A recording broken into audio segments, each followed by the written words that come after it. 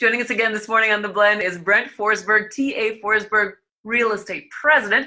Welcome to the show. Really exciting stuff that you're talking about. Even in the midst of this pandemic, we still need to navigate and think about what the future looks like. Brent's going to give us a look at that.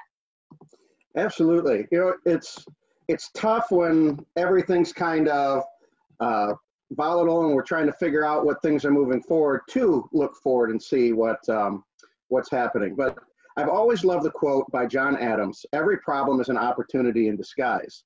So when we look at that, there's a trend happening right now where there's a lot of articles out there about the big cities losing a lot of population. Well, that trend was kind of happening before. And the one thing I want to make sure that people understand, we're talking density, we're talking real density. So if you took the entire population of the world and did it at New York's density, you could put the entire world. We have a real opportunity moving forward of what could be our growth. So we're kind of a little bit more spread out. We've got a lot of great things going on right now in the region regarding number one for growing population 25 to 34. We've got number one in the Lansing area, specifically in the Michigan labor force for growth. So this gives us an opportunity as we move forward to really look at what can we do to grow our region.